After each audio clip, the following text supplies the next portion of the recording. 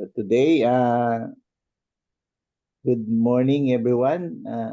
Today, our ME Forum will focus on Engineer Markwell Ladan's chilled water piping system retrofitting works. Before I introduce our speaker for today, allow me to provide you a brief background. No?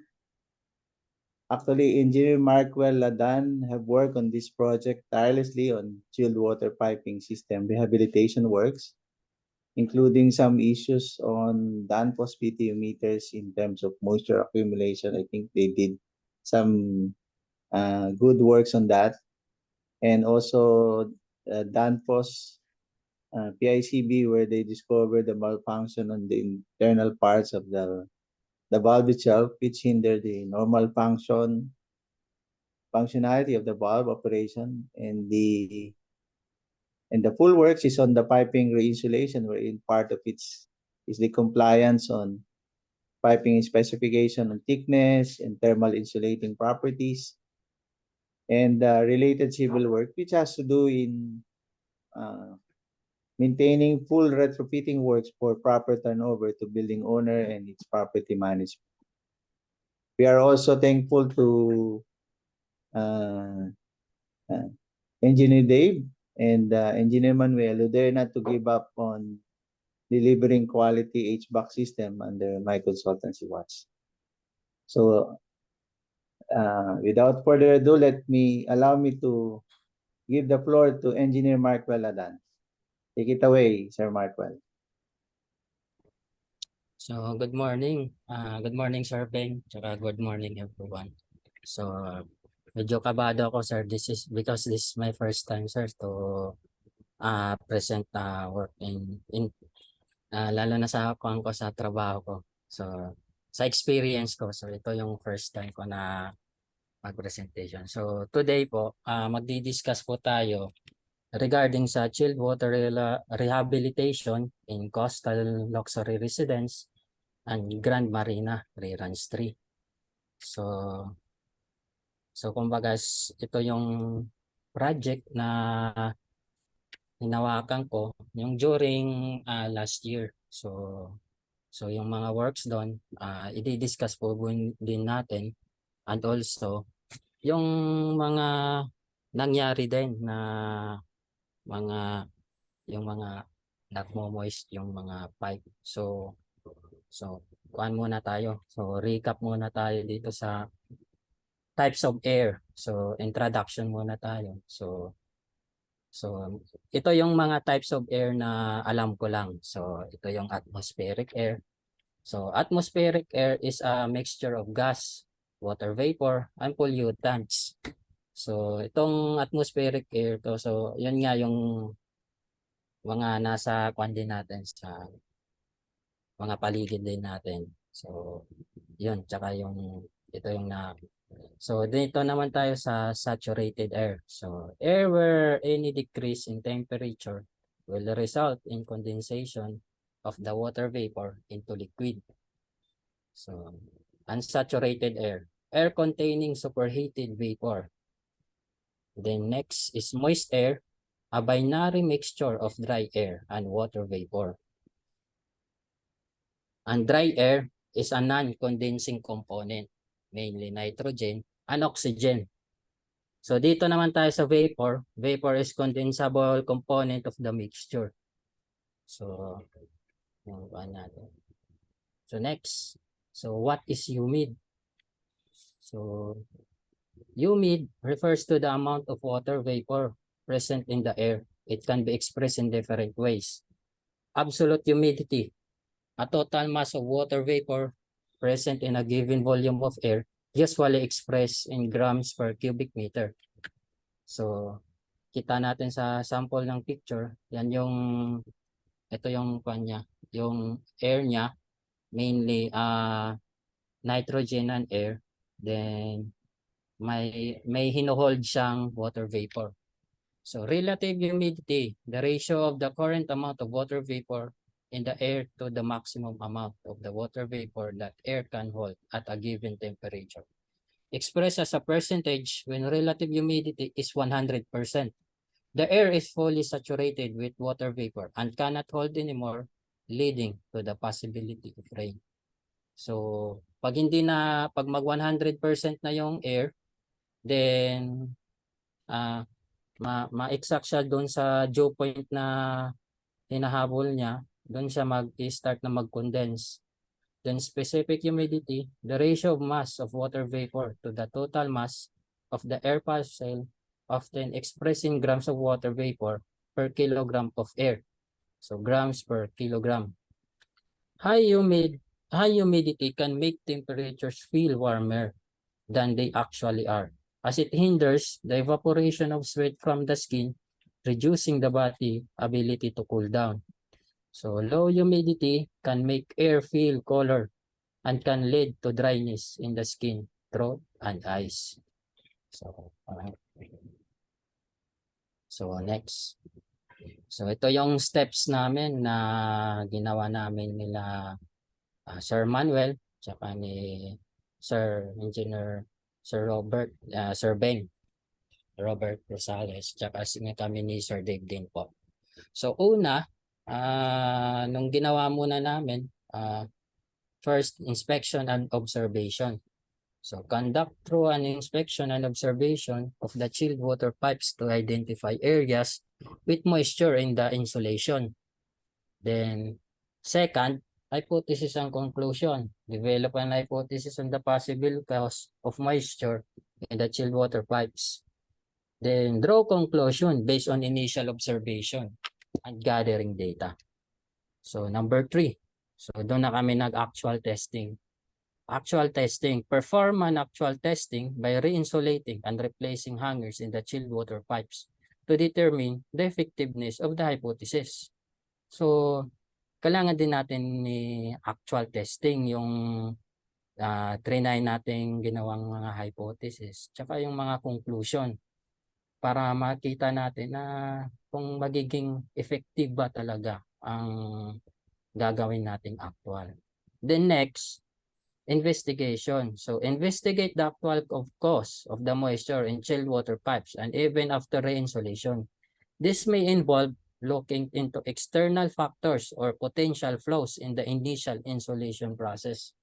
So same pa rin, mag-investigate pa rin tayo kahit na actual na natin yung testing, investigate pa rin natin para malaman natin yung causes. Kung hindi man gagana yung actual testing natin, at least alam natin kung ano yung pinaka main cause or root cause na talaga ng kuha natin na problem dito. Then next, apply rehabilitation. So implement the rehabilitation process by re-insulating the pipes and restoring the sealing. Ensure that all necessary adjustment and correction are made to prevent future moisture issues. So, yun nga yung in-implement nating rehabilitation process.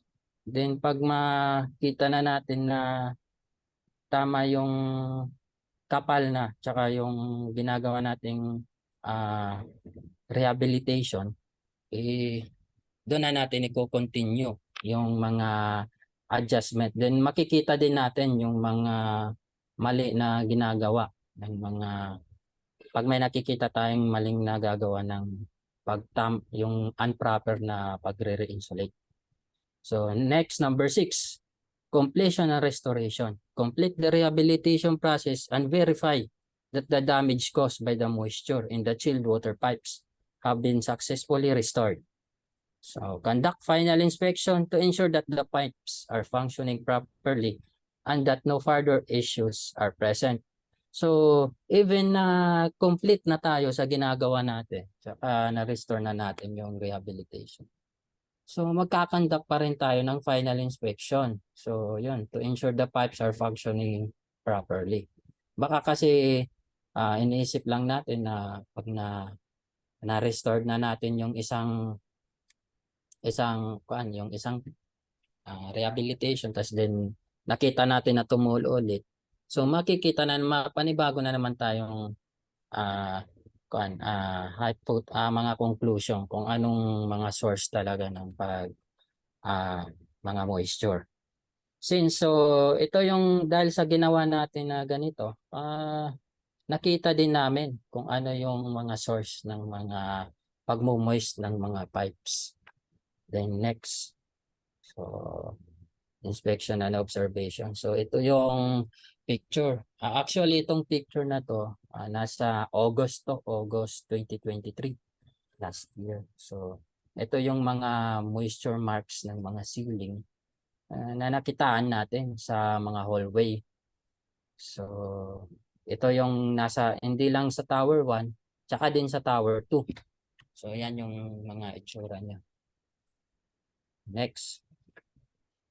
So tinignan din namin yung nasa loob ng ceiling. So nakita natin yung mga moisture present dito sa mga pipes. Yung iba nag-dry na. Nag-dry na. So nakita natin dry na. Nag-dry na siya. Dahil sa hindi siya nagmo-moist pa. Pero siguro nung mga gabi na yon nagmo-moist siya kasi during night siya nagmo-moist kasi doon din tulog yung ibang tenant. So doon din nag-start din yung pagmo-moist lalo na pag papaandar sila ng aircon. So next. So ito yung mga ginawa kong report so yun nga yung pag may nakita tayong mga ganitong incident, so first munang gagawin natin is magawa muna ng technical report. So gumawa ng technical report, then isend natin sa mga supervisor natin. So para ma-discuss din kung ano yung root cause ng insulation, root cause ng mga pagmumoist ng mga chilled water pipes natin. So ito mga picture. So nag-conduct din kami ng mga testing, tsaka ito yung mga pagre-reading ng mga pipe, tsaka mga slab, at tsaka yung humid ng hallway, humid din ng sa may attic area, tsaka dito din sa yung difference din ng temperature sa slab, tsaka yung temperatures din doon sa may chilled water pipes natin. Ito, yung mga nagmo-moist. Ito yung tinututukan ko ng mga thermogun natin. So, madami-dami din kasi simula to sa 19th floor hanggang 6th floor na pagre-reading natin ng yung humid niya, tsaka yung may airflow ba sa loob ng ceiling. So, yun. Yung iba din, meron ding cause na galing din sa hanger, sa chilled water pipes hanger natin. Yung iba naman, dito sa dry pan natin, nakikitaan din ng mga chilled water pipes na nag-i-exist yung moisture. So, ito yung data na na-collect ko sa Tower 1 from 19th floor to 6th floor. So, ito yung binigay kong report kay Engineer Sir Manuel Brito tsaka kay Engineer Robert Rosales, yung HVAC consultant po natin. Then ito yung pinaka ito yung result niya sa temperature tsaka yung RH niya. So nakikita po natin yung relative humidity niya dito sa hallway is above 70%. So 71, 74, 74.8, 74.7.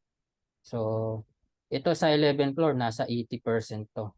Actually itong 11th floor, itong sa 10th floor pala yung pinakamalala yung pagmumoist ng chilled water pipes. So ito yung kuan. Tsaka sa 11th floor din. So nakita natin yung sa may attic area niya nasa 75.8% relative humidity.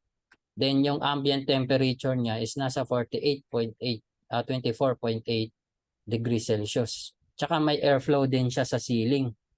So, may airflow siya. So, ito talaga yung malala. So, ito yung kumbaga mag-average muna tayo. So, ito yung pinaka-average niya, 77.03% sa hallway, and then sa temperature ambient naman is 25.85% degrees Celsius. Then sa attic area naman nasa 74.74% relative humidity. Then ambient temperature niya is nasa 25.22 degrees Celsius. So next. So itong psychometric chart. So itong psychometric chart, nakuha ko to since nung nag-aaral pa kami. So ito yung ginagamit namin, which is carrier. So green naman tayo. So bigyan natin ng paraan. Ayan. Pero yan nga, sa carrier yung source ko nang nakuha ko yung psychometric chart. So nakita natin doon sa details, nasa 7. So ito yung kanya 77.03 degrees, 77.03 relative humidity niya. Then ito yung ambient temperature niya, which is nasa 22 degrees. Ito yung dew point niya. So nasa 22 degrees yun yung dew point niya. So dito naman tayo sa attic dew point temp. So average din. So nasa 25.22 degrees Celsius yung nasa loob niya. And nasa yung percent niya, yung average niya sa relative humidity, 74.74%. Yung dew point niya is nasa 21 degrees Celsius. So napakababa yung dew point niya sa sa ambient temperature natin. Which is yung working temperature natin sa chilled water pipes is tumatakbo siya ng around 12 degrees Celsius. So nasa 12 degrees Celsius. Next. So ito pala yung pagre-read ng psychometric charts para mahanap natin yung dew point niya po. So next. So sa 12th floor, nasa 77.6% relative humidity and nasa 25.9 degrees Celsius sa hallway niya. Then sa attic area naman dito sa 12th floor, nasa 73% relative humidity. And then yung ambient temperature niya dyan is nasa 24.9 degrees Celsius. So ito, hindi pa natatama yung dew point niya. Pero since itong time na to na picture na to nung nakuha natin, nasa August 2023, ganito din yung panahon na maulan. Tsaka makuan din, mahamove din yung kuan. Mas malakas pa yung ulan nun. So ito yung thermal ng chilled water pipe natin, nasa 24.3 degrees Celsius. So itong chilled water pipe natin na ito siya, nagmo-moist siya. Pero hindi natin alam kung itong kuan dito, hindi natin alam kung may nagamit na aircon dito si tenant. Kasi every time kasi na pag may nag-o-open ng aircon, then yung kuan din natin, yung ambient temp, na doon din nag-i-start yung dew point niya. Tsaka doon din nagko-condense yung saturated air natin na may water vapor sa chilled water pipes natin. Doon na siya magi-start na mag-condense. So thermal read on the slab is nasa 27.3 degrees Celsius. So ito yung mga hypothesis ang conclusion namin. So according to Mr. Adams Ludwig, thermal conductivity of insulation. So itong source na to galing to kay Engineer Robert Rosales, yung HVAC consultant po natin. So, ASHRAE Journal, page 61 to page 62 on October 1974. So it has been estimated that 98% of the problems with the insulation system are due moisture. Moisture penetration in insulation on lower temperature system is a serious issue, particularly in areas with high ambient temperatures and relative humidity. So, yung Philippines, nasa mataas din yung relative humidity niya. So, high vapor pressure can force moisture into permeable insulation materials under this condition.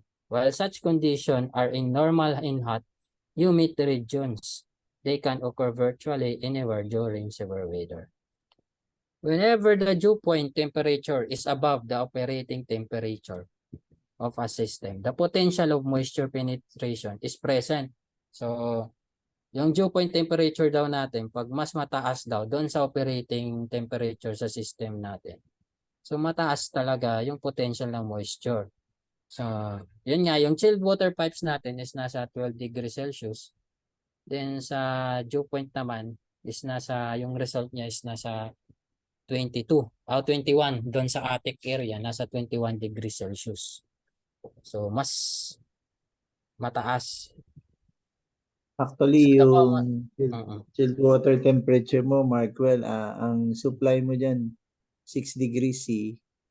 Tapos yung return mo, 12 degrees C. Yung, di ba yung although yung actual dun sa site, mga nasa 7 degrees supply mo sa chilled water. Tapos yung return mo, mga nasa 12, no? Opo, sir. Bali yung parang nakita ko din, sir, na yung temperature doon sa 12. Doon na po sa sir, doon sa may BTU meter niya po, sir. Yung nakuha. Pero Okay. tama naman po, sir, nasa 7. Yung doon sa taas, doon sa chilled water pipes natin. Supply, no? Yes po, tama po, sir. Tama po. Okay. Thank you. Thank you pala, Sir Ben. Thank you po. So the common problems with chilled water insulation system. So the specific thermal insulation of the 4.4 degrees Celsius chilled water distribution network is often considered a routine by many engineers. Yet many have encountered failed chilled water insulation system and numerous chilled water insulation system are current being installed will likely needed to be replaced after less than a decade in service due to poor selection of insulation materials. So some of the most occurring problems: increased operating cost due to lost efficiency. So naglo-loss yung efficiency niya due na nagiging permeable yung insulation, nakakapan din yung kwan niya. So moisture penetration, breaching at joints and fittings, corrosion of pipes, valves, and fittings. So regarding dito sa decade in service, actually, nasunod naman yung decade in service. Sadyang ang nangyari po kasi parang nagkaroon siya ng passing yung chilled water pipes natin. So parang nagko-continuous yung pagkuan ng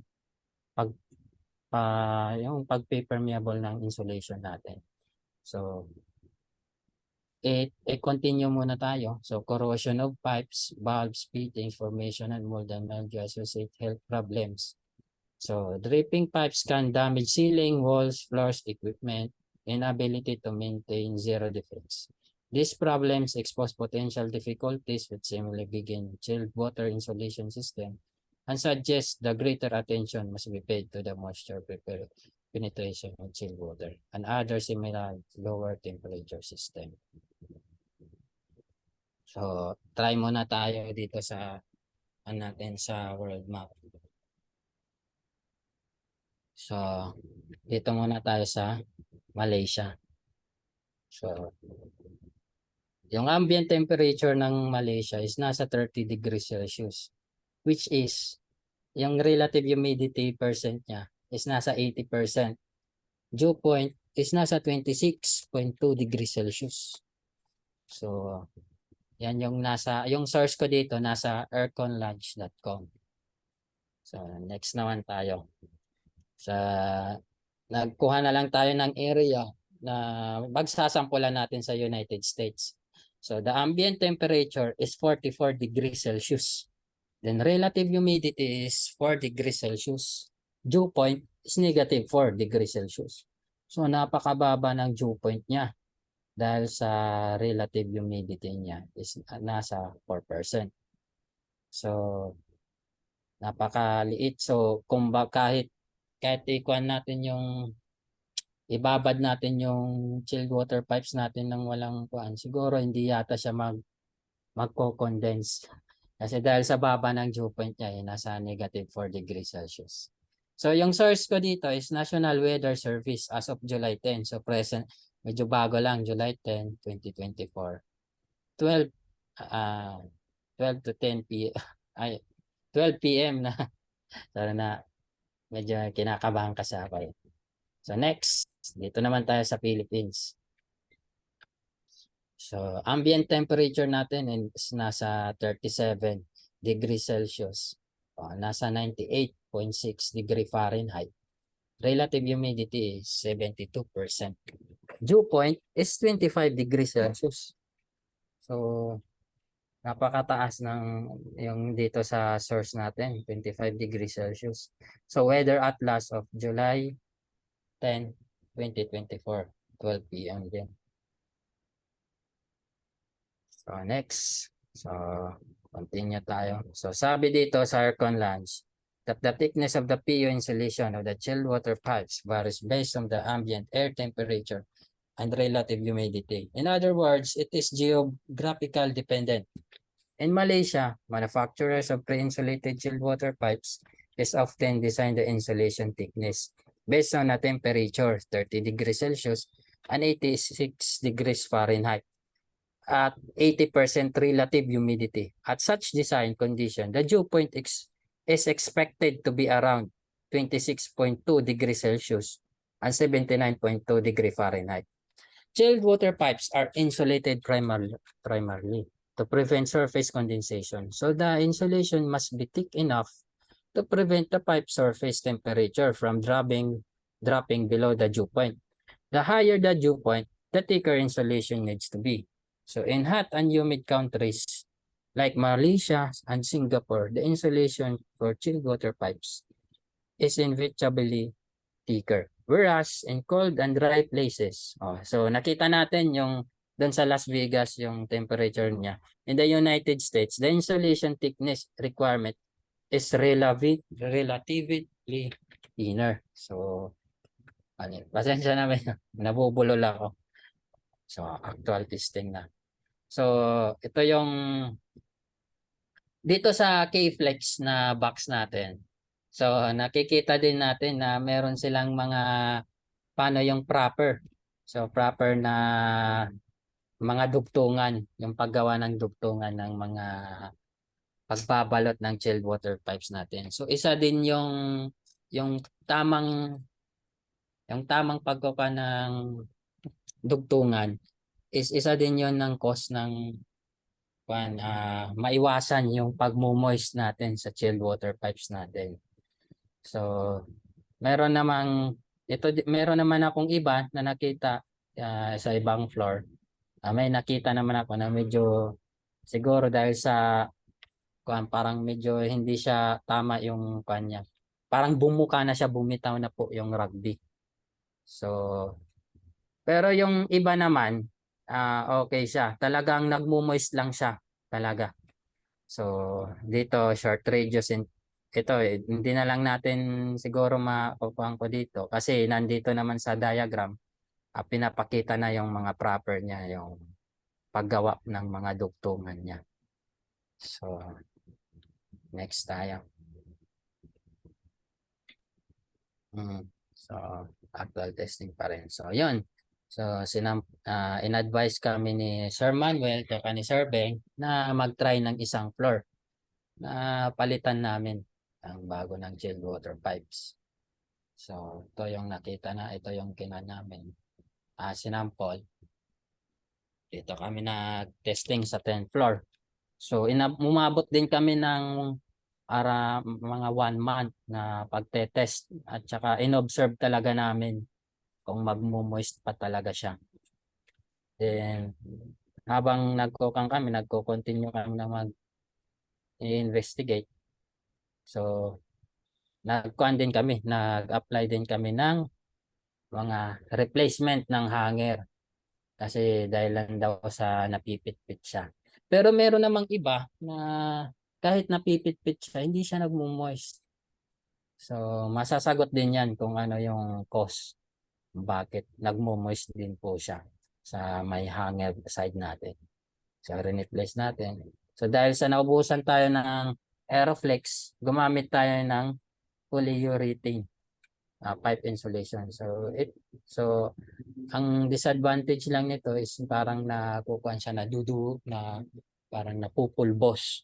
Kasi during nung nagte-test na kami, ito din yung ginagamit namin, polyurethane pipe insulation. Pero nung in-apply naman namin sa hanger, napakaganda naman siya. So, hindi naman siya nagkuhan ng moisture. Hindi naman Next. nagdurog ano, Engineer Hindi Markwell. naman po, sir. Hindi naman. Kasi ang ginagawa namin, sir, pinapahaba namin. Ah, Pinapahaba. uh Then, linalagyan para namin ng rugby yung loob. para mas matibay. Yes po, tama po. Tapos dito, rugby din. So, dudugtong. Ipinipit-pit namin siya para makompress siya dito. Makompress siya both side. Oo. Opo. Mhm. So, actually, sir, hinayaan ko munang binuksan yung ceiling doon sa may hangin. Mga Mm. around 2 months ya, around 2 months. Oo. Oo. Umabot pa For nga ng 3 months. observation. Oh, yes Oo. po, sir. So, yun nga po, sir, sinusunod natin yun nga yung final investigation. Sinecheck ko para makakuha talaga natin na effective ba siya o hindi. So, nakita naman natin, effective siya. So, kinontinuous na din natin yung paggamit. Actually, sa US, sir, ito din yung ginagamit nila, Oo. polyurethane sa Mm. through Oo. spray naman po sa kanila sa pag-i-insulate. Mm. Sa Rockwell, ginagamit din namin dati yan. Mm. Opo, napakaganda din nito, sir. Madali gamitin. Yes po, tama po. Madali siyang putulin, sir. Tama. So, next po. So, dito sa investigation natin, so ito yung hanger, napitpit siya. So, ito yung itsura niya nung napitpit siya. So, Mm. pinalitan namin actually dati makapal din daw to. So, Mm. sadyang babad na talaga siya babad na siya dahil sa Tubig. true passing din, sa chilled water Mm. na may nagpapassing, parang kinuan niya, parang liniit yung insulation niya din. Parang nag-compress siya. Lalo na Mm. din na nag-i-exist din yung high humid doon sa attic area. So talagang kinuan talaga niya. Parang parang permeable niya talaga yung insulation niya. Opo. So ito yung mga kita namin. So next. So ito yung nakita namin. So yung drinowing ko kasi gusto nila makita kung ano talaga yung cause ng pagmo-moist. Requested to ng construction manager sa akin. So ito yung nangyari sa mga tenant. So yung chilled water pipes doon sa loob is nag-sweat talaga siya. Then ito yung ceiling niya. So ito yung itsura ng ceiling concealed natin na aircon. So dito meron siyang gap. So dito airflow entering in the hallway. Then ito yung actuator. Tsaka the pin needs to press to become normally closed, the PIBCB. So, ang nangyayari po kasi dito, nung napansin namin, may dalawang kwarto na yung isa, walang tenant, pareho silang walang tenant. Yung isa, hindi nagsuswet yung pipes. Pero yung isa naman, nagsuswet. So, tinignan namin yung doon sa BTU meter niya. So, nakita namin na mayroong volume flow na nagpo-continuous na nag-flow. yung chilled water pipes o yung water cooled chiller. Water cooled chiller. Chilled water pala natin. Sorry. Chilled water natin. So, nag-iikot. So, nung nakita namin, need pala yung actuator ikabit ng mahigpit sa PIBCB, which is hindi na-advise sa amin yon. So, ang na-advise lang sa amin is ikabit lang yung actuator doon sa PIBCB. So, dahilan din na yung tubig, yung chilled water natin, dumadaan dito, then hindi siya nakukonsume kasi itong kwan naka-off to. Doon lumalala daw yung tulo pag hindi daw ginagamit yung aircon. So, nagtataka kami bakit napupuno agad yung drain pad tsaka nagmo-moist yung mga chilled water pipes namin. So, nung in-intro investigation, nakita namin yung BTU meter, yung walang moisture, nakita namin zero yung kanya volume flow niya.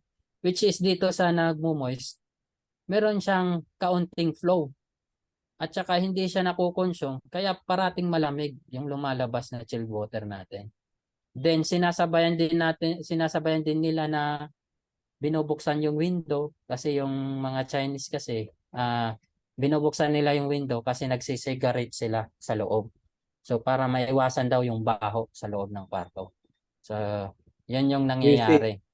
seeing Mhm. Engineer Markwell hindi Mhm. nagsasara yung mismong Danfoss na PIBCB. Opo sir. Kailangan talaga siyang idiin talaga. So dinidiin talaga, then Um, linalak. Hindi pala siya yung pag-lock mo lang, yun na yun. So, kailangan pala ng may passing pa rin po siya. Kahit ako din, oo, nung kinakabit ko po siya ng kinukuhan, kailangan talaga ng wersahan din talaga pala na pagkabit, sir, para maging zero passing siya. Opo. oo. So, ito yung nangyari. So, meron siyang airflow, pumapasok. Yung ginagawa Meron, niyong paglalak na yon kapag ka wala lang si tenant. Paano kapag ka yung normal na nandiyan na siya, pasok siya sa pag-uwi siya sa bahay, pasok siya sa opisina, may mm, may na-experience pa kayong ganun na moisture pa siya? opo, nagmo-moist po siya, sir, hanggat sa hindi siya hinihigpitan, talagang nag-i-exist yung moist, tsaka napakalakas din ng moisture niya. Kasi parating malamig yung coil hindi naman nakokonsumo ng air, hindi siya nakokonsume ng heat. So, Hmm. hindi siya nabubuga, hindi siya na blow nito. Kasi dahilan napatay yung aircon. So, parating So, malamig lang yung, totally hindi nagko-close yung valve. yes po, dahil sa hindi close yung Hmm. valve. So, ito po, itong pin. So, kailangan talaga, yung itsura nito, pag hinigpitan mo siya, talagang hindi na visible itong pin na to. So, ang Hmm. nangyayari kasi nung every time din na nag-check din si Milky Way, tapos kinakabit din, so hindi din sila na advice yata din na need din pala i-press. So, yung iba din yon na kukuhanan din na nagpapasing talaga siya.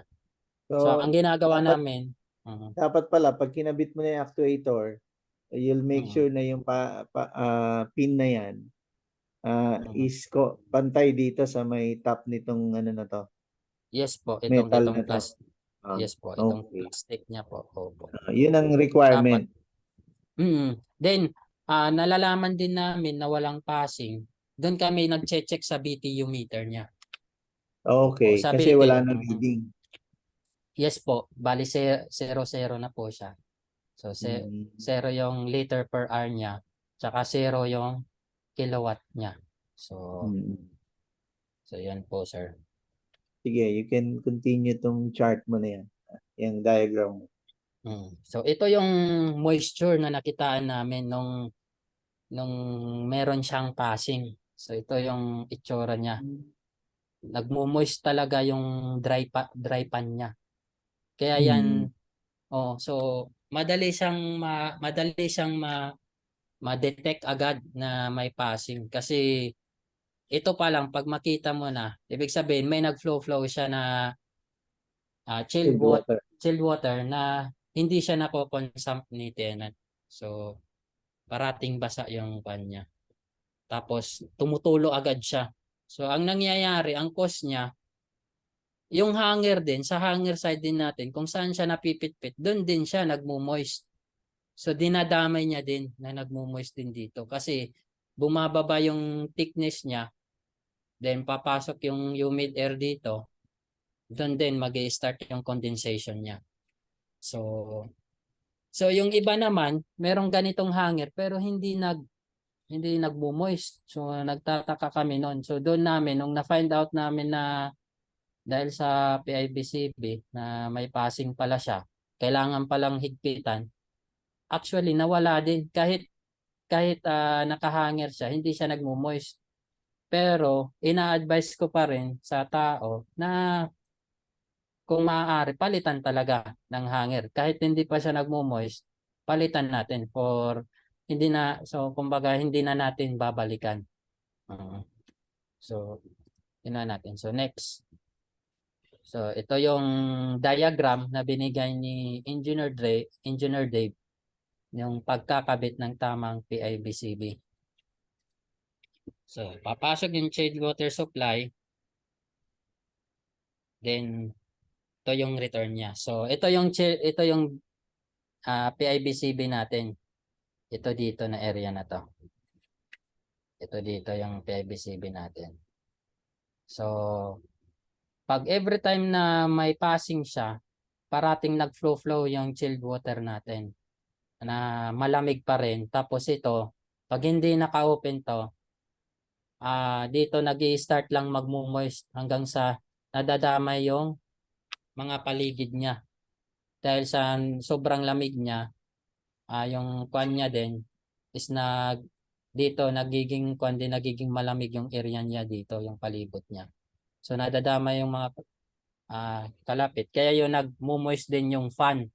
Yung fan niya, saka yung dry pan, saka mga chilled water pipes niya. Yan.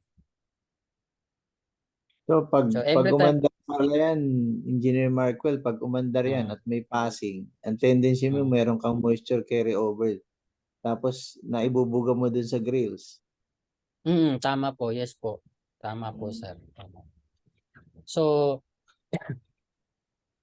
nung una, sir, nung may nagko-complain sa amin na regarding sa moisture, napapansin namin yung mga tenant na mahilig maggamit ng aircon, hindi nagmo-moist yung aircon, yung area niya, yung chilled water pipes niya, tsaka yung drain pan niya. So, na-advise namin na, sir, i-try nyo nga i-under yung aircon. Then, nung try nilang umaandar, syempre daw, sabi nila, tumataas daw yung billing nila. Kasi Mm. parating umaandar. Every time Tama. naman daw ino-off nila, doon naman daw nagtutulo daw. So, para daw mawala Mm. yung pagtutulo, pinapaandar nila. So, doon din ako nagtataka, bakit? So, doon ko na na-start, doon ko na napag-alaman na galing pala sa dapat pala fully closed pala talaga to. Kumbaga Correct. ma-isolate niya talaga yung flow ng chilled water Flow rate. para ma-prevent yung pagsira ng mga insulation natin tsaka Tama. yung pagmo-moist din. So nung trinay namin na sinirado namin yung mga PIBCB, nung klinos talaga namin, actually hindi na siya bumalik. Simula ngayon, wala na kaming nare-receive talaga masyadong complaint na regarding sa passing na chilled water. So mayroon kami nare-receive dito na mga paglilik dahil din sa due maintenance na din ng admin. So which is yung napupuno na yung dry pan dahil sa kwan na yung mga jelly, yun yung mga kwan niya na nagje-jelly na yung mga kwan niya. So, hindi siya relevant dito sa nangyayari. So kung dito sa PIBCB, yan nga yung mga cause niya. So, explain na lang din natin na what is conventional installation of the HVAC devices. So the installation of motorized valve, balancing valve, and Y strainer in a HVAC system requires careful consideration of the replacement, proper alignment with piping, electrical connection, in the case of motorized valve, inaccessible for maintenance. Following manufacturer's recommendation and industry best practices ensure optimal performance and longevity of this component with the HVAC system. So ito yung conventional natin nung wala pang PIBCB, ito yung kanya, motorized valve, then balancing valve. So dadaan muna siya sa Y strainer, then papasok sa unit, motorized valve, then balancing valve.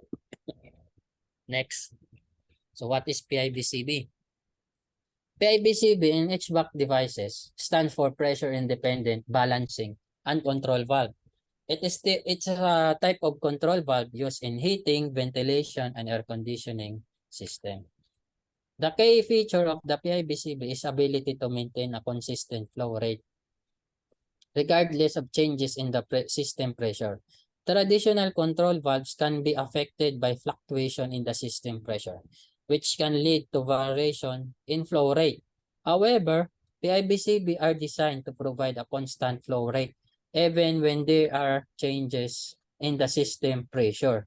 So, kahit nag-iba-iba daw yung pressure ng system, meron siya dito sa baba niya, yun yung balancing valve niya na nagko-control ng flow na para tama yung i-provide niyang volume flow doon sa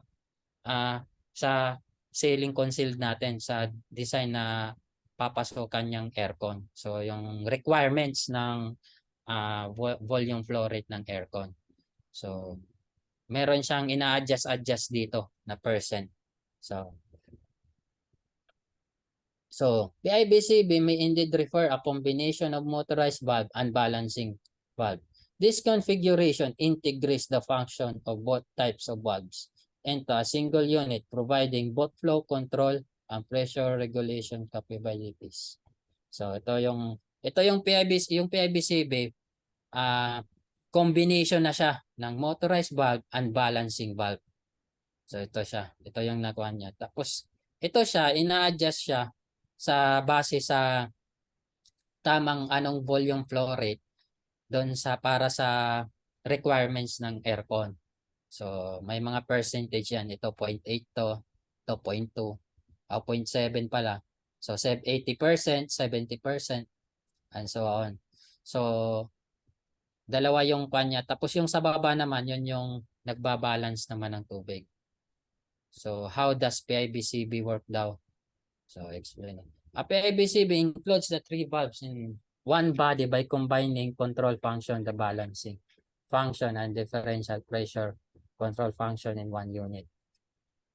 The control function of the PICV, as with other two-port control valve, allows the load-dependent flow variation from selected design flow 100% load and down to closed valve to 0% load. So 0%. By varying flow rate, the heat output of the terminal unit is controlled and will provide optimal room comfort. The key of the optimal solution is to choose a true PIBCB with 100% authority using full stroke or multiple rotation when regulating to reduce flow rates. Balancing. The key to optimal solution is to choose a real dynamic balancing valve including a rolling diaphragm which at any time will self-balance to the required flow independent on the system pressure changes. The balancing function shall easily adjust to several max flow settings with minimum 41 different and same PIBCB. So, pressure control with changing load requirements in the system. System pressure will also vary. This call for an automatic balance solution which instantaneously compensate for the pressure changes by adjusting the flow outlet with the rolling diaphragm as described above the underbalancing. So next.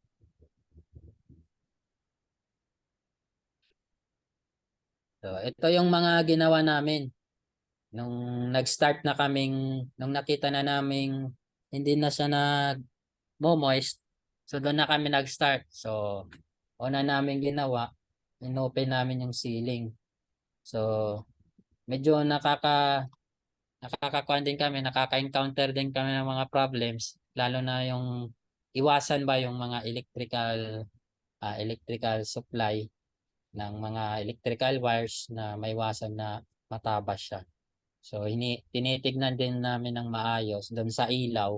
Chine-check muna sa ilaw bago namin i-continue yung pagputol. So, yan yung mga pan. So, next naman is nag-start na re-insulation. Diyan, nag-start na kami ng re-insulation. So, yung iba dito, dinadagdagan namin ng insulation. Yung iba naman, rene-replace. So, ito naman, lahat-lahat naman, nakuha na talaga namin. Na-verify na talaga namin since nung in-adjust na namin lahat ng PIBCB from 19th floor to 6th floor in Tower 1. And in Tower 2 naman, from 19th floor to 5th floor. In-adjust namin yung PIBCB. Wala nang presence ng moisture. Kahit hindi siya actually kahit hindi siya nung sa Tower 2, hindi siya napalitan ng hindi pa siya nung time na yon, nasa Tower 1 pa lang kami. Then nagawa na kami ng action doon sa Tower 2. Nakitaan namin na yung iba, yung hindi na, most likely hindi na talaga moist yung mga chilled water pipes doon sa Tower 2. 100% sure yun. So nakita namin yon doon sa Tower 2 na Yung wala na remedy siyang na ginawa niyo sa Tower 1, yun din yung ginawa niyo mm, remedy sa Tower 2. yes po, Binalikan niyo sir. yung mga PICB Engineer Markwell, no? Yes po. Opo, binuo po nung pagkatapos namin sa Tower 1. Dumiretso agad kami sa Tower 2 para i-continuous namin. So yung may mga Mm. tenant naman, naghihintay na lang kami na mag-complain. Actually talaga, yung may mga passing, matik agad silang tumatawag sa amin.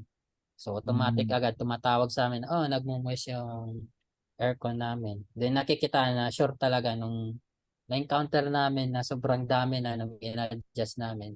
So Mm. 100% nakita namin na every time every time na yung aircon nag-aandar, hindi na nagmumoy sa tower to kahit hindi pa namin na-reinsulate. Pero yung Mm. iba sa hanger, nag-i-exist pa rin dahil sa nasira na yung insulation niya doon sa may hanger. Mm. Oo. Opo. So, ito dito sa mga stub out. So, ito yung medyo mahirap din. Yung mga papasok na sa tenant. So, medyo alanganin din yung lagay. Minsan yung iba dito na kukuan din nakukuryente. Opo. So, parang iba medyo kwanta na higpitan talaga yung kaya umayaw din yung iba sa mga stub out. Oo. So next, dito naman tayo sa replacing hanger. So, pagkatapos namin balutan, nag-i-start kaming doon na mag-i-start naman yung replacing ng hanger. So, ang ginagawa namin, pinapahaba namin yung polyurethane, napahaba namin. Then doon na parang i-compress siya. Pero lalagyan pa rin siya ng rugby. So, ito yung itsura niya nung before, tumutulo siya. Then next, so ito yung linalagay na namin itsura. Tapos ito, lalagyan ng rugby, lalagyan din ng insulation siya.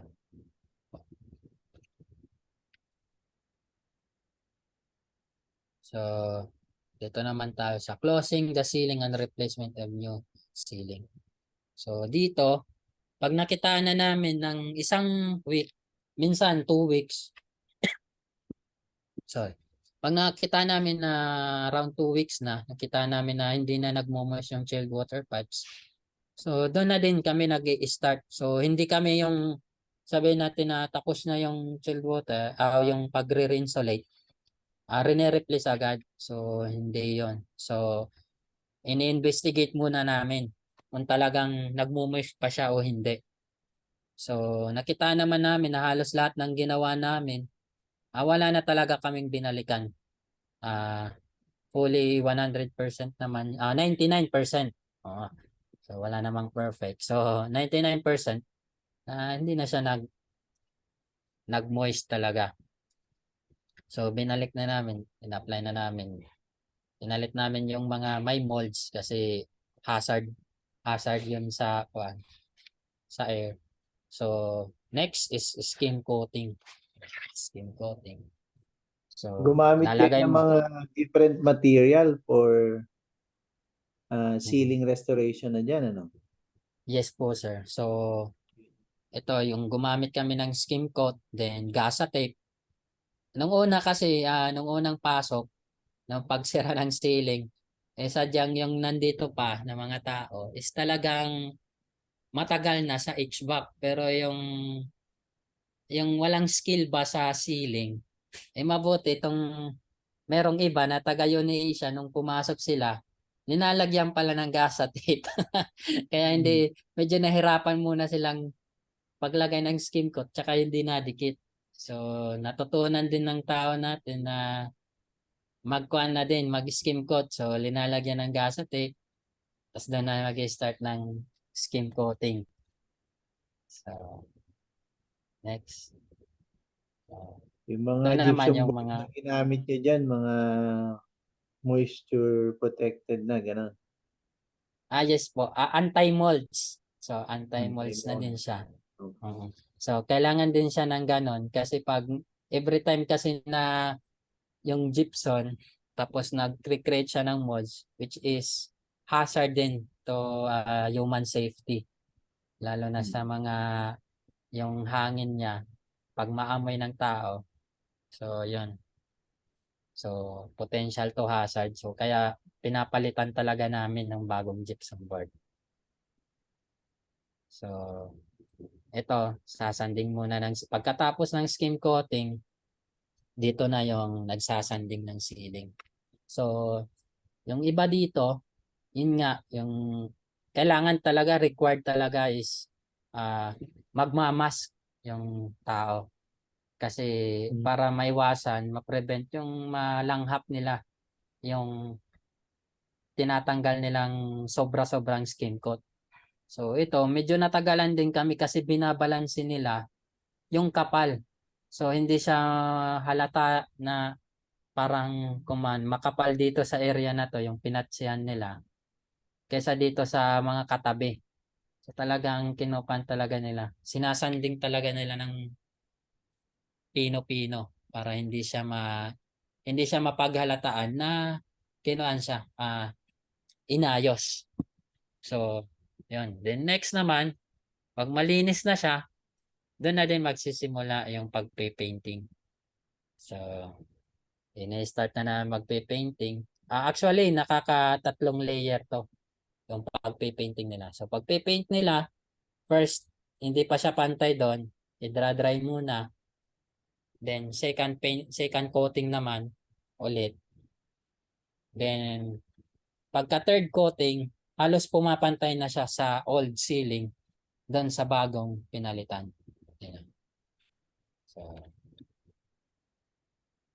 next. So, syempre, every time tayo gagawa ng work, always number one is cleaning.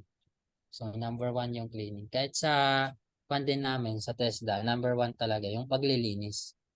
So, dapat, every time na pagkakatapos gumawa sa trabaho, then ugaliin na din natin na maglinis sa area para maiwasan yung may naiiwang gamit at saka yung maiwasan din yung mga tenant complaint na marireceive natin. So, ito yung sa dati kong work, ito yung sinasabi nilang 5 A's sa Japanese word. So, sabi nila seire, sort, then seton, set in order, shieso, shine, saiketsu, standard, shitsuki, sustain. So, seire daw is separate the necessary and unnecessary items in the workplace. Remove the unnecessary. So, yung mga gamit na di na natin kailangan, so, itapon na natin. Kasi pag collect ng kolekta lang tayo, tapos sasabihin natin na, magagamit pa natin to sa future, tumatambak lang siya hanggang sa nasisira. Parang ganun pa rin. So, hanggang sa dumadami yung gamit, hindi na natin mahanap yung mga kailangan natin. So, next is set on daw, set in order. So, set all necessary items in a neat, orderly fashion so they can be located and retrieved safely and quickly. So, kailangan natin i-organize yung mga gamit natin para mas madali nating mahanap yung mga gamit na kailangan natin. So, tulad yan, minsan yung minsan nung dati, pag nagtratrabaho kami dito sa Tower 1, minsan, hindi kahit saan nila linalagay. So, ang nangyayari, nahihirapan sila mahanap kung saan na linagay yung gamit nila. So, ito yung ginawa ko, set an order ko sa mga gamit para hindi sila mahirapan na. Then next, CSO is shine. Shine and clean everything in order to spot hidden problems. So yan, kailangan din natin i-obligahin din natin tong paglilinis. So para maiwasan tulad yan yung nangyari doon sa Tower 1, yung gypsum na iniwan. Merong malapit na tapilok na tenant, siguro hindi napansin kasi hindi lininis yung area. Iniwan lang yung gypsum. So na malapit siyang natapilok, natamaan yung paa niya. Yun. So, simula noon, in-advise ko na parati talagang malinis yung area, lalo na sa mga dinadaanan. Kasi para maiwasan din yung mga potential hazard, lalo na sa mga paano kung nabugok yon, natumba. So, para maiwasan natin, simulan din natin ng mas maaga. So, Saiketsu, standardize. Scan your work area for outdated and other dangerous materials and remove them from the work area. So, yun nga, yung mga gamit na mga delikado tulad nun yung mga cutter, mga hagdan. So, kuan din yan, potential hazard din yan, lalo na pag matumba. Minsan kasi, pag yung, lalo na dito, yung mga tenant natin, yung mga Chinese, pag lumalabas sila sa elevator, sa cellphone lang sila nakatingin, hindi sila tumitingin sa area. Minsan nababangga sila sa scaffolding. So pag tapos na, diretso remove na yung mga scaffolding natin sa mga hagdan. So Shitsuke, sustain. So sustain and standardize the above for action so that they become part of the daily routine. So kung parati nating susundin natin yung itong apat, magiging habit na din natin to na itong ginagawa natin. So, pag maging habit naman to natin, which is good naman to. So, magagamit natin to kahit saan. Yung parati nating sinusunod itong 5S. So, next naman. So, ito yung nagpipiling paint.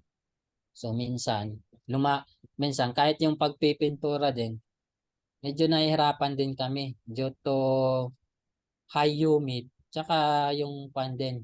Nag-excess yung high humid niya, tsaka yung mga dust din na hindi kailangan pala linilinisan din siya. Pagkatapos ng sanding, lilinisan. Tapos yung mga nasa hallway naman, tulad nito sa hallway to, nag-i-excess kasi yung kanya, yung high humid, nababasa. Kaya pinapasera ko din yung kahit malinis siya, nagbabakbak siya. So kaya pala nung napag-alaman dahil din sa high humid din niya. High humid yung area na yan. Kaya nagbabakbak siya. Tapos yun, nung sinunod din namin, yun, naging okay na din. So bali yung pag nagpipiling pala yung paint, nagbabalik kami sa start. Nag-i-skim coat, sinasanding, next, nagpipainting. Yan yung squad niya. So next. So ito yung itsura niya dati. Actually ito, nalinisan na to yung iba, ito napunasan to. Kasi ayaw kasi ng tenant kasi nga may mga molds daw. So, lalo na daw may baby daw sila. Kaya pinapunasan. Pero hindi na matanggal yung iba nito. So, ito yung mga itsura niya. So, nung natapos namin, ito na yung itsura niya. So, hindi siya halata na na-repair namin. So, parang bagong-bago talaga siya. Ito yung itsura niya. Uh, so, bale, dito na po yung last part, sir. So, word of the day. So, may word of the day naman ako. It is difficult to say what is impossible for the dream of yesterday. Is the hope of today and the reality of tomorrow. So, yan po, sir. Thank you. Hello, sir. Yun. Galing, galing. Thank you, Markwell. And, teka, dapat, yan. Actually, yung nakita ko doon sa, when you started yung project, ang isa sa mga, uh, ang isa sa mga talaga dapat na ma-resolve is yung how you would be able to decipher yung chilled water passing doon sa buong system. Mm. Kasi kung hindi mo talaga makokontrol yon, talagang mahirap makontrol din yung pipe moisture doon sa mga main lines. Ganun mangyayari. Which is evident doon sa mga ginawa nyo.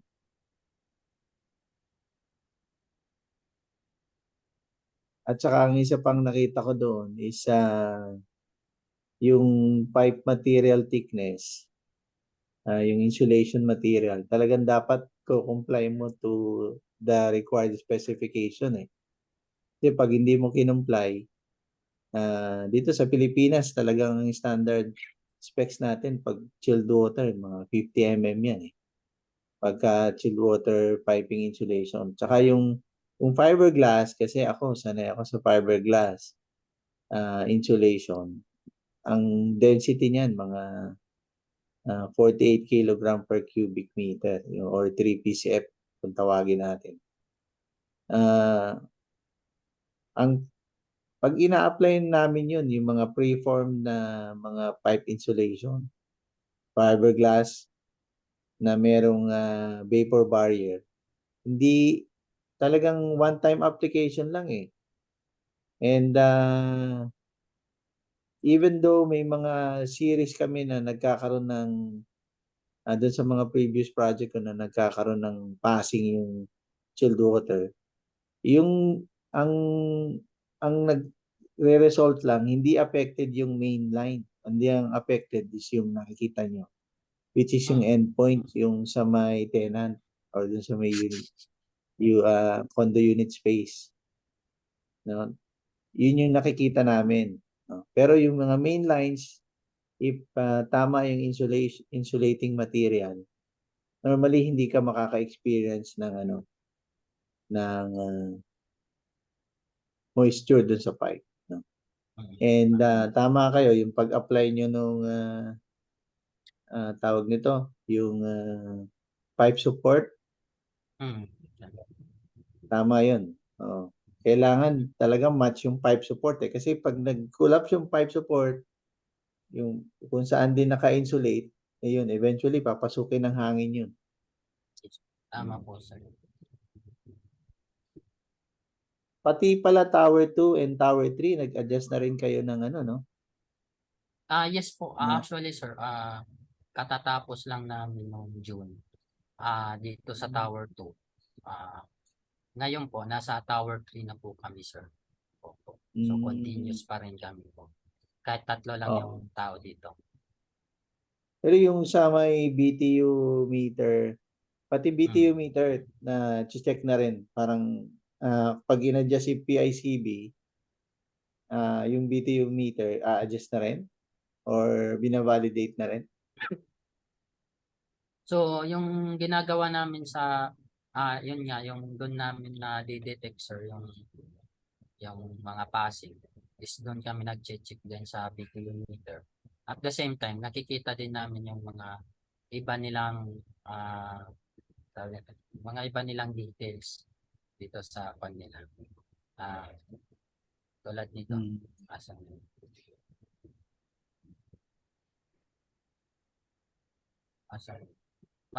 Nakikita ba yung picture? Wala pa. Wala. Bali naka-on pala siya.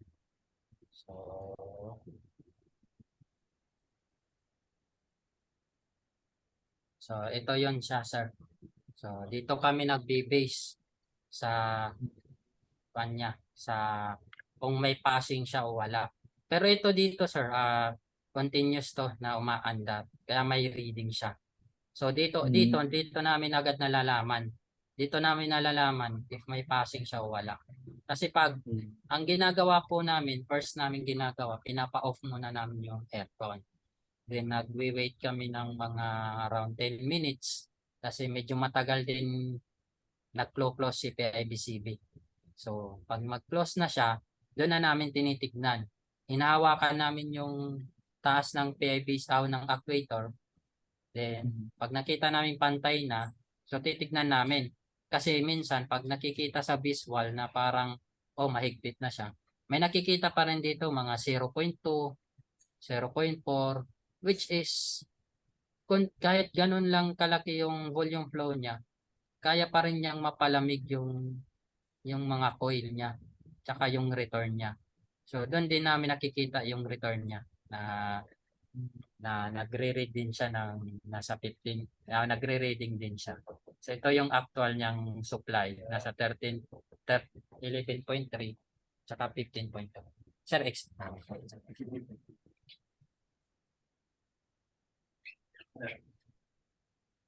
so tapos, bali, ayun nga sir, ito yung nakita namin sa supply, nasa 11.3.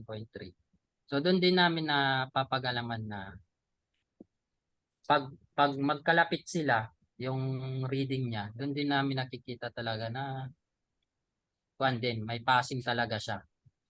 So, ito naman dito, ang regarding naman dito sa BTU meter, ayan nga, which is hindi tama yung pagkuha niya, hindi tama yung sensor na reading niya. So, yung mga na-encounter namin, yung mga parang minsan tulad nito, yung return niya nasa 6.1 degrees Celsius. Tapos sa supply naman niya nasa 4.3 degrees Celsius. So, Paano niyo napakababa. ni-resolve yan? Ah. So actually, ang in-advise sa amin ni Dan Foss is magkuhan daw, hindi daw ibasa yung wire daw ng insulation. Yung nangyari naman yon is yung nag-testing kami dito kasama si Danfoss. So, nakita namin na asan na yun? So, nakita din namin na pero merong iba na actually nung ginawa na namin na iayos daw yung wire na hindi daw idikit sa tube kasi ang nangyayari nakabend siya. So ito yung itsura naman niya. Mm. Ito yung itsura niya. So ito daw. Ang nangyari daw itong wire, ang ginagawa kasi ng tao, dinidikit nila yung wire dito sa tube para pag baka sakali daw ma-pull, hindi daw maputol dito sa area na to. So which is wrong pala daw. So dapat hindi pala pwedeng idikit. So dapat nakatayo lang siya. Nakatayo lang siya. Pag ibalot siya, hindi na dapat daw pwede isama yung wire daw. Pero bago lang din to. So kumbaga itong binigay nilang result nila sir, so bago lang din tong nakuha nila. Kasi nung nag-test kami itong pin nila, trinay naming i-test na ipasok sa tubig na baso na malamig. So Tama. nag-try kami, kumuha kami ng baso na malamig. pinasok namin yung temperature, itong sensor dito lang. So nakita naman namin yung iba na nagtatama yung reading niya, pero pag ipasok yung wire, parang nag-iiba na yung sensor niya, parang mas bumababa pa siya. Ah, pero meron namang iba na hindi naman. Kahit ipasok yung wire, ah talagang yung reading niya talagang may problema din. So, yun Mm. yung kanila. So yung mga ganong Ah, case, yung BTU meter, pinapalitan na lang kung talagang ganon yung ah, nakita niyong reading. yes po. Yun po yung ginagawa po ni Milky Way tsaka ni Dan Ross po, sir. Actually, sir, kasama namin along with the Milky Way tsaka with Sir Dave din.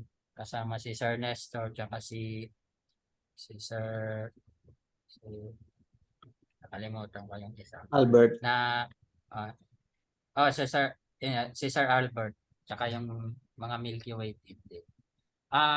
Nag-try kaming magtanggal ng BTU na walang problems. Actually, wala mm. talaga siyang problem.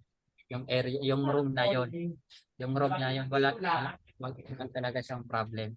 So nung kinuan namin, wala talagang problem. Nung tinanggal namin yung nag-start kaming tinanggal yung BTU, nung nag-start kaming tanggalin yung BTU, itong BTU meter, binalik namin, trinay namin ibalik. So, nung binalik namin, nagkaroon na siya ng problem. So, hindi na Mm. tama yung reading niya. So, nagkaiba. So, Oh, yun din yung hinihintay din anong naming answer doon sa kay Danfoss bakit nangyayari ganun po. Yung yung case na nagkaroon ng moisture yung loob is mm, emanating from the from the sensor. So ano yung pinanggalingan niya na nakita niyo? ah according sa Danfoss, sir, yung cause naman daw ng pagtutubig daw sa loob ng pagtutubig sa loob daw ng panel is cause daw ng ah high humid daw sa loob ng ceiling. Ah, Diyon naman na dahil naman sa siguro dahil sa yun nga sir nung nasabi ko po na pag-passing yung PIPCB, yung whole area ng yung whole area ng doon sa may mga coil lumalamig din. So kumakalat yung lamig niya doon sa loob ng area, doon sa may attic area. Kaya ang nangyayari, nadadamay din yung mga chilled water pipes. So doon din doon na nag-start yung condensation ng iba. Lalo na sa lalo na din sa ilalim ng dry pans. Tsaka din yung doon din sa mga pan natin sa mga gate valve po din natin. So Will pati it yung be mga uh, will it be useful kung yung BTU meter nasa below the ceiling? below the ceiling. Opo Oo. sir, mas better din, much better din po siya sir para kumbaga mas mabilis siyang ma-access ni tenant tsaka ni admin na Ayan. Tsaka yung yung reading, reading ano? niya. Mm. Oo. Kasi ang nangyayari yung ibang tenant pag ayaw bumayad, hindi na nagpapapasok lalo na pag nagkaka-problem yung system. Ah, gustong i-manual ni admin. So hindi nagpapapasok si tenant. Hindi sila nakakasingil minsan. So, yun po Mm, yung nangyayari, sir. okay. So,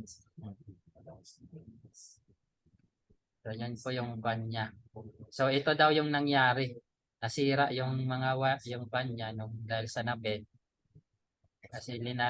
Kasi dahil sa yung wire, dinidikit sa wire, sa PTO meter, itong van niya. Oo. Kaya kaya nakukuhan siya na babalatan. Nababalatan. Ang nangyayari, pag nalalamig pala tong wire, nag-iiba daw yung reading nila. Yan daw Oo. yung Oo. source. Parang nag-short circuit. Yun daw, yung Mm. nangyari po. Sir. Parang nagkaroon daw ng thermal stress. Mm. So, hindi mo talaga siya dapat isama dun sa balot. Yun po. Yun daw yung pan nila, sir. So, yan po yung pan niya. Tapos, so balik tayo doon sa reading ng BTU meter. Ito yung nakitaan namin na negative yung return, nagni-negative yung return niya. Ang nangyayari dahil sa sobrang baba yung temperature difference niya, hindi siya nagko-compute ng result sa kilowatt hour dito. Pero nagre-reading siya ng kilowatt. Nagre-reading pa rin siya ng kilowatt. Tsaka yung volume So, flow niya. nagiging contestable yung data. Kasi, sabihin Para, ni Tenan, mali yung reading. so yes po, sir. So, ito naman dito, sir, meron naman na-encounter kami na nag-reading naman siya pero nag-stop siya. Saan na ba yun? Yung iba nag-stop sa parang nag-stop siya sa reading niyang sabihin nating 3 kilowatt hour. Hanggang doon lang siya, hindi na siya nag-continuous. So, nung nakita din namin, yun nga po, ganito din. Yung supply niya, iba na din. Sobrang baba, tsaka yung return. Mataas naman yung return, pero nasa 7 degrees Celsius. Parang ganon. Tapos hindi din siya nag-additional. Minsan nagni-negative yung temperature difference niya. So, yan yung nangyayari din po sa kanya, sir. Oo. So, yung mga ganyang reading, pinapalitan nila yung BTU meter or it's just a matter of repairing or reinstalling? You know? Pinapalit naman nila ng BTU meter, sir. Ang problem lang namin dito, sir, is yung pamalit. Kasi which is, ang ginawa na lang po namin, yun nga, dahil sa advice na din nun ng admin, pinupush kami na kumuha muna sa Tower 3. Kinukuha namin sa Tower 3 kasi nilipat namin sa Tower 3. So, simula naman nun, sir, nang pinalitan namin, wala namang bumalik na problem. Yung ginawa namin to. So, tulad are nito, we sir. considering yung mga meter na inalis, it's a defective meter na dapat palitan ni Danfoss, tama?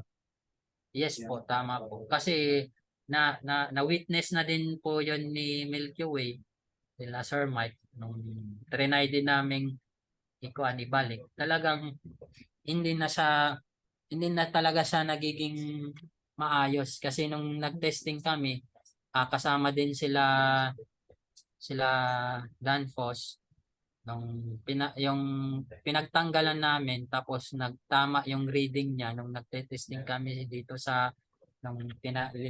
yung cup linagyan namin ng malamig na tubig tapos linagay namin yung pin, yung sensor niya, nagtama naman yung reading pero nung binalik na namin sa actual, bumalik yung problem niya. So naging ganito pa rin. Bumalik pa rin. Actually yung BTU na yon, yung binalik namin, ito din yon sa itong na-report ko. Nandito din yon.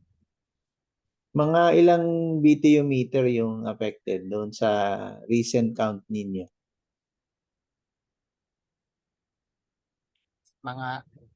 Actually, sir, kung magbe-base ako sa record ko, sir, nasa mahigit 18 pieces. Pero sa admin, sir, kasi hindi kasi namin napapasukan yung tenant, sir, eh. Yung mga hindi along with yung hindi nagdadagdag yung mga reading, actually umaabot siya ng mga nasa 24 na tenants. 24 na tenants na hindi nagdadagdag yung reading niya. Mga around So, 24 considered defective siya. Ganun. Yung iba, sir, nakita ko, yan nga po. Defective talaga siya, sir. So yung iba, hindi pa kasi namin nakikita. So hindi kasi parati, hindi talaga nagbibigay ng schedule si tenant. Nagbibigay nga siya pero pag ando naman kami, hindi naman kami binubuksan. Ganun. Okay, yun pala yung challenge din dun sa ano nyo, no? Yes po, sa sir. mga retrofit works nyo pala. No? So, ito yung itsura niya, sir, nung before. Yung pagkuhan niya. Ito, 0. 0 yung reading. 6, tapos negative 0.7.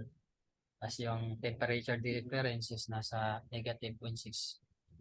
6.42 degrees Celsius. So, nung pinalitan namin, ito na yung tama niyang reading. So, yung supply niya nasa 11. So, napakalayo. So, 11. Tapos, yung return niya is 19.8 degrees Celsius. So, actually, sir, yung sinasabi nilang baliktad, actually, itong pagpalit namin, sir, kung ano yung itsura nito, nung Hmm. arrow niya, ganun din yung arrow na pagpalit namin. So, nakita naman natin, doon din namin nasasabi na hindi siya baliktad. So, Hmm. kasi nakikita natin dito pa lang sa supply niya nasa 11.5. Then sa return niya nasa 19.8. Tapos Hmm. naka 8.27 yung temperature difference which is positive. So, Hmm. doon sa normal reading naman, doon naman sa volume flow niya, hindi nagni-negative. Kasi minsan nagni-negative din siya pag baliktad din po siya, sir.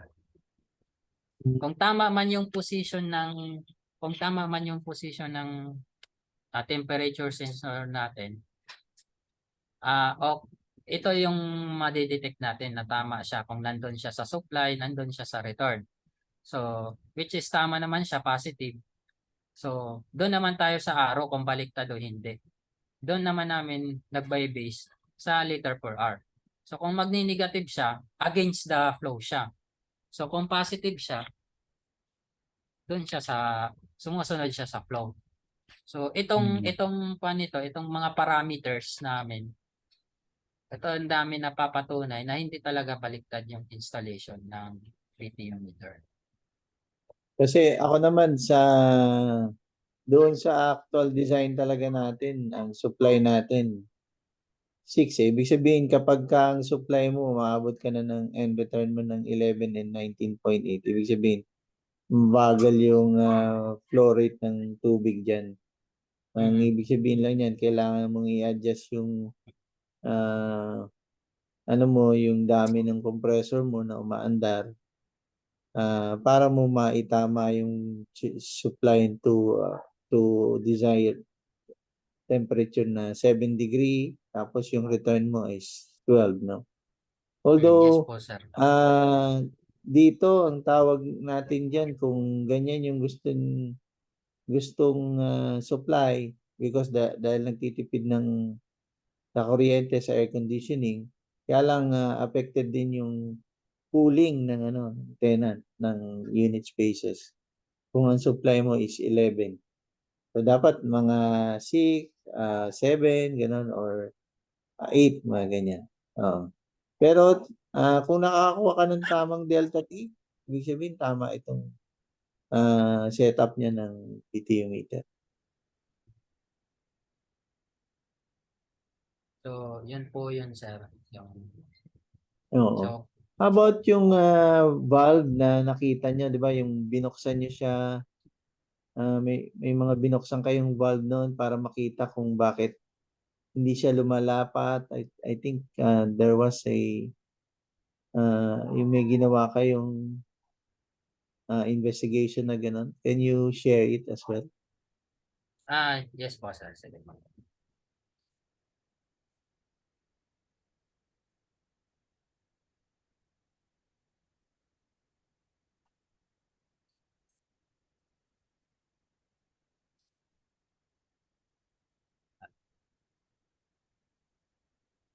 So, ito, sir. So, ito yung nakuha namin. Ito yung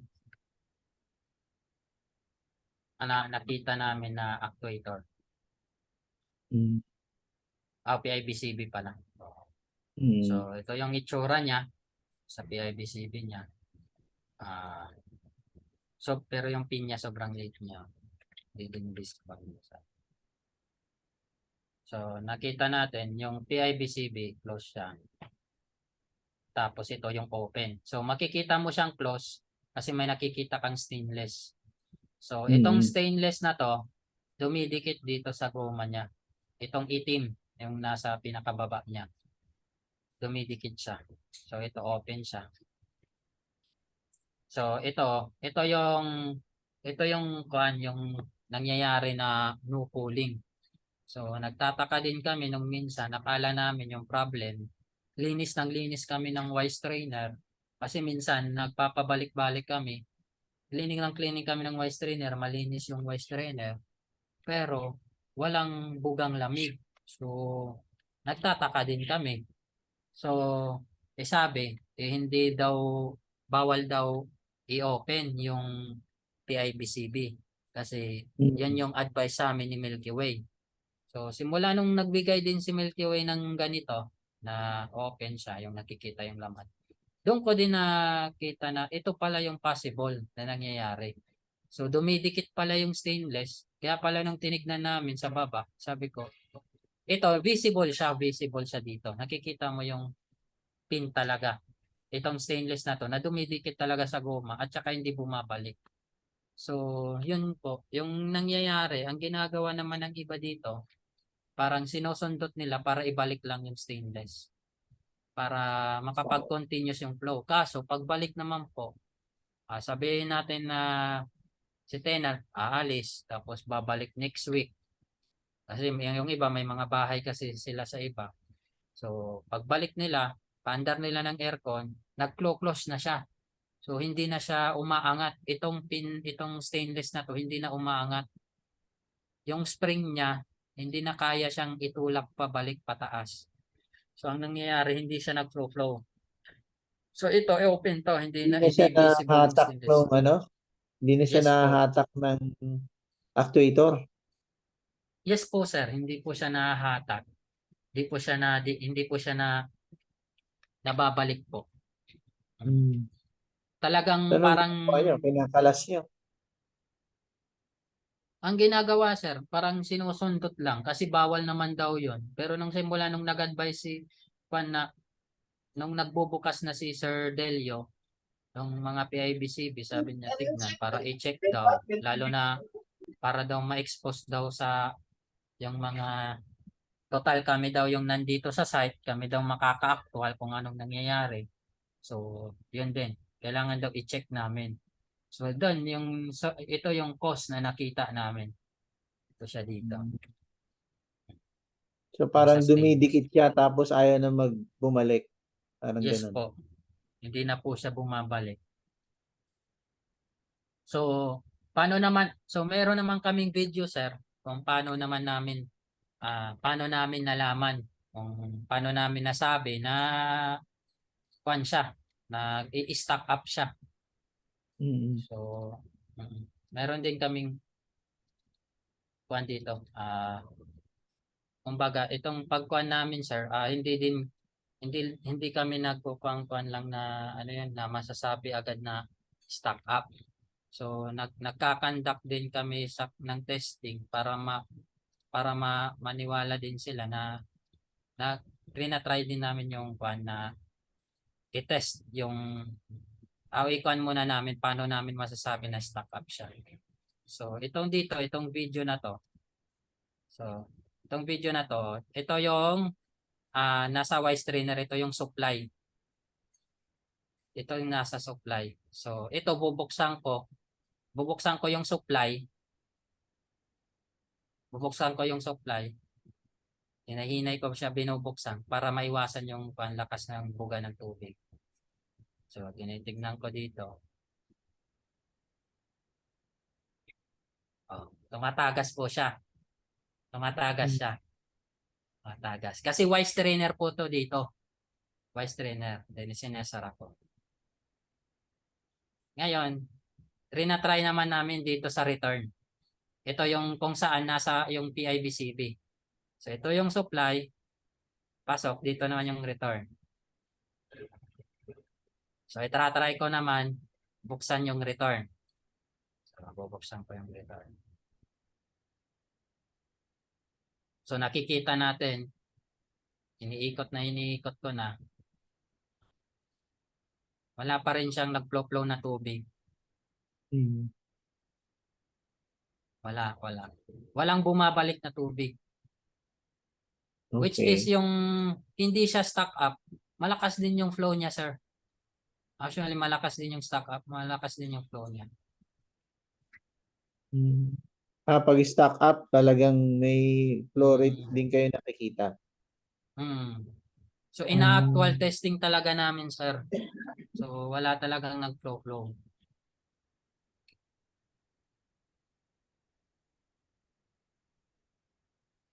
okay. Oh, kasi kung nakaduktong yan doon sa main, dapat may bumalik din na tubig kung Yes, ano.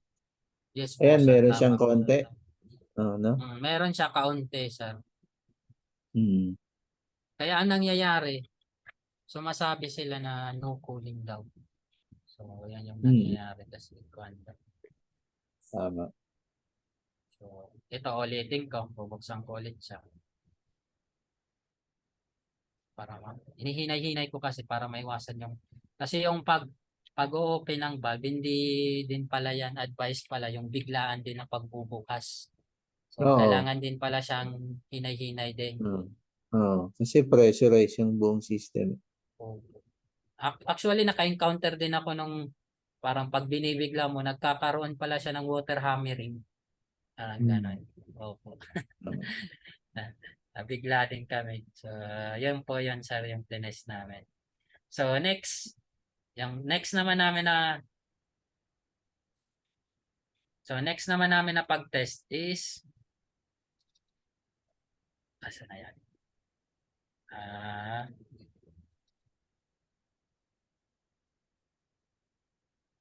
Ah, hindi nakita. Wait lang sir.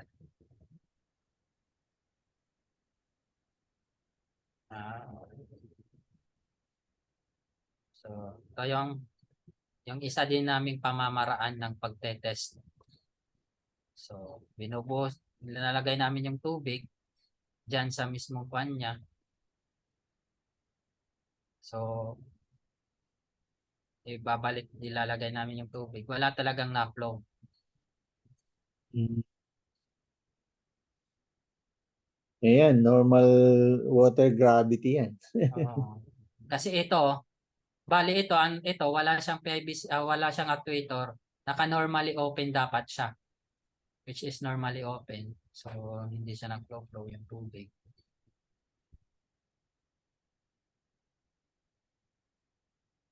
So, yan yung nangyayari dun sa kanya.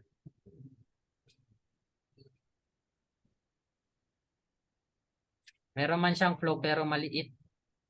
Alas Mm. 4 lang din.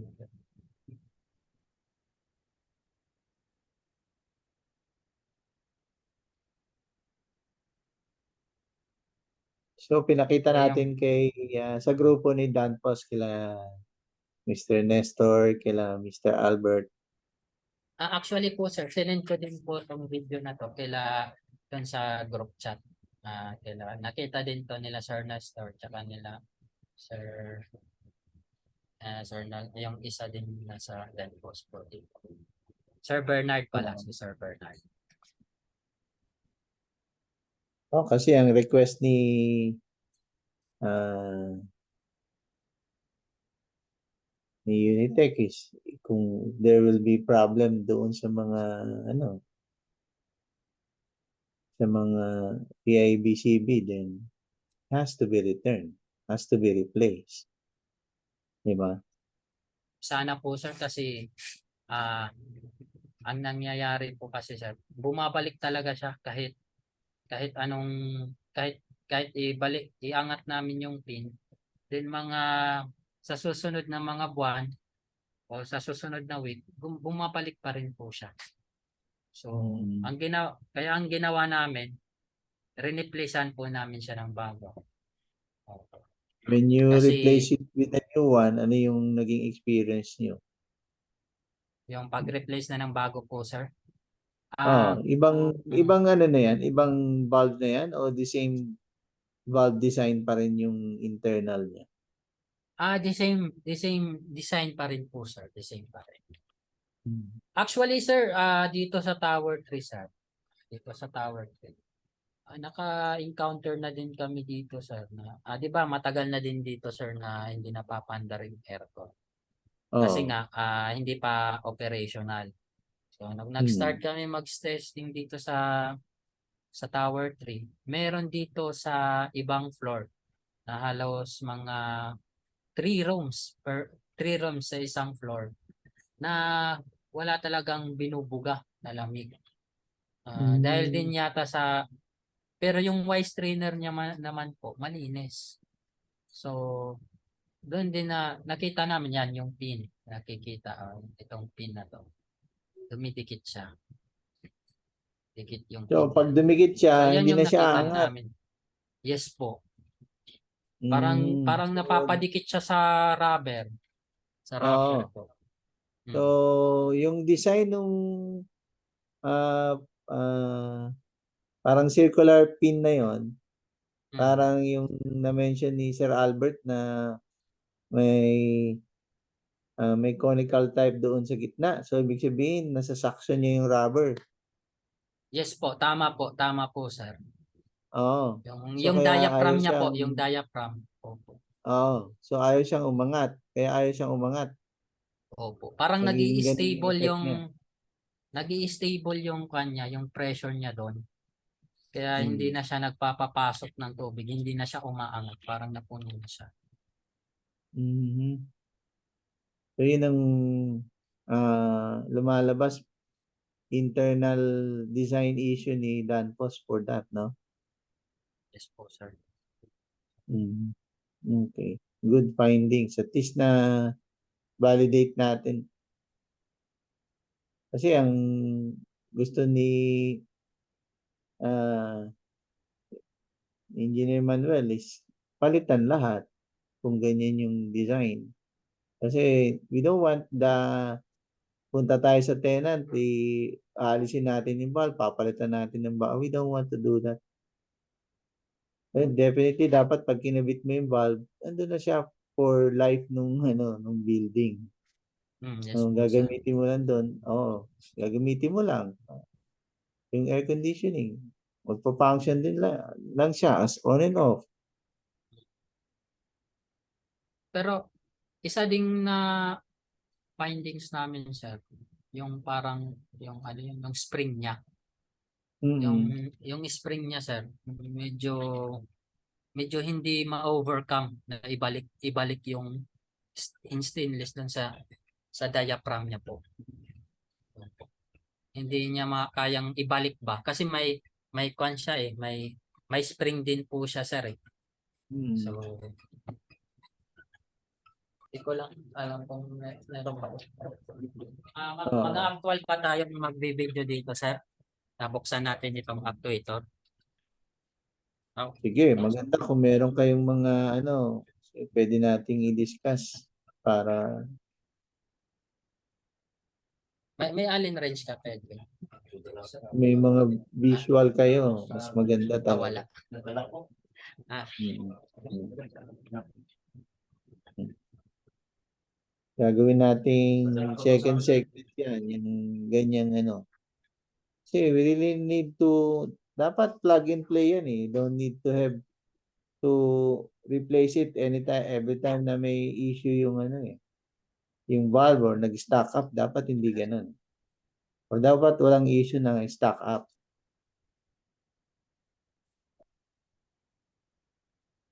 so bali parang walang allen range na nakasakto dito, sir. Medyo hindi ko Okay lang, okay lang. ah, Oh, no problem. Siguro yung mga susunod natin. ah, ah. Kasi Mm. ah, actually ito, sir, ito yung isa naming kuan ganun din, same din yung nangyari na nagkuan din siya, nag-stock up. So nakita na may yung diaphragm niya dito, dumikit doon sa may goma sa baba, then hindi na siya bumalik. Parang hindi na overcome yung spring niya na i-return yung diaphragm niya, yung sinasabing conical. So hindi siya na overcome na ibalik siya. Sa bagay, dahil din sa pagiging kanya, design din yata niya yung sa pagbabalancing sa pressure niya. So, yan po yun, sir. So, ito lang yung talagang napansin namin dito sa PIBCB. Na dumidikit talaga siya sa goma.